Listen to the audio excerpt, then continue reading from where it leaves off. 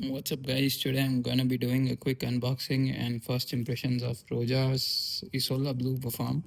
And this essentially is supposed to be a re-release of Oligarch Parfum, and I have owned Oligarch Parfum previously. I really liked it. It was essentially a stronger version of Terre EDT, which I have here for comparison. The funny part is when I had Oligarch, I didn't have Terre, so since it was discontinued, I got this as a replacement. But now I've gotten my hands on Isola Blu Parfum. So let's get into the unboxing and see what it's like and how it compares and things like that. So yeah, here's the box. Let's see Isola Blu Parfum Roja.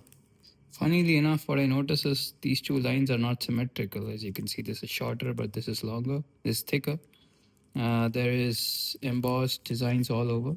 This looks like a city, Santorini, by the looks of the buildings and the, you know, colors of the houses. Sun here. So yeah, Roja's signature and some regulatory stuff. 50 ml. This is a very expensive fragrance. So let's get into it.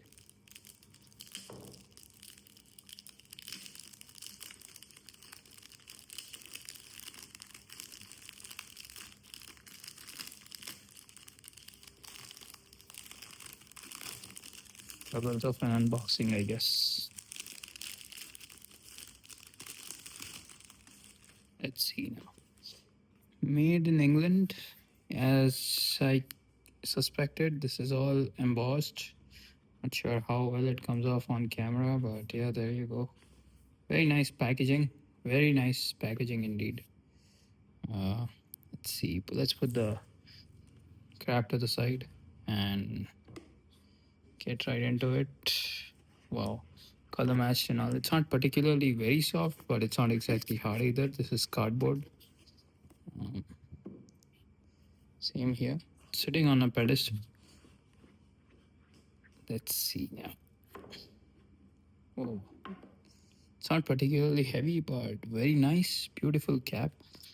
These are Swarovski crystals up top. So 1, 2, 3, 4, 5, 6, 7, 8, 9, 10, 11, 12, 13, 14. So a lot of the value of the fragrance comes from this, the crystals, from my understanding, because these caps also go for quite a bit of money. There's a sticker on the flag as well. I'm not sure how visible it is. Right, coming to the bottom part of the fragrance, made in England. Here's the batch number if anyone's interested. Funny enough, was there a batch number on the box? Doesn't look like there is, unless it was on the.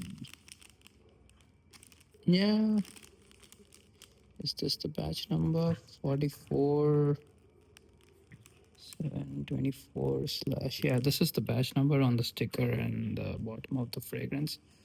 This doesn't look like, yeah, it is just printed on, it's not a sticker. And this is etched onto the glass.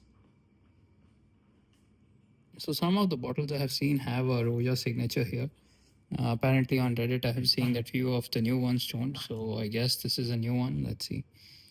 So coming to the fragrance bottle, the cap is, I guess, as heavy as the bottle. Nothing inside the cap. Let's see now.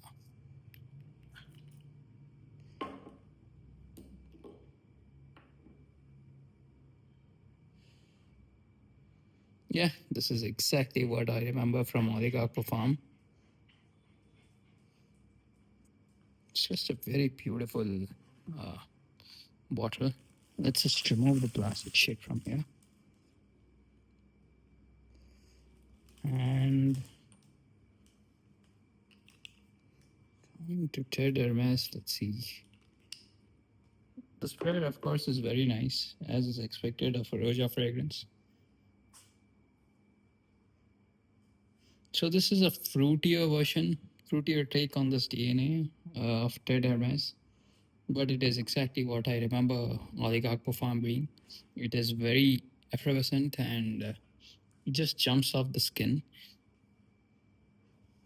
This is something I think I go nose blind to it. It's a bit dirtier, more earthier, but overall the difference isn't all that much. But I'll be honest, I just bought it for the cap. Just look at that, it's gorgeous. So previously, when I had Oligarch perform, I get about a full day longevity off of this. This is a tester bottle, and the thing is, with Oligarch, I remember getting about 6 to 7 hours longevity. So I expect the same around with the Roja fragrance. Uh, I don't know if these are Swarovski crystals because I have this blue topaz thing I wear. This also looks very similar, if not the same. So yeah, take that for what it's worth. It's a gorgeous bottle nonetheless. Probably the most beautiful bottle in my collection. So that's about it. Thank you for watching. Uh, Not sure if it was very helpful, but yeah, quick unboxing of Roja's Oligarch here. Uh, sorry, Isola Blu. So like and subscribe. Yeah, this can be a good vacation fragrance. So that's about it. Peace out.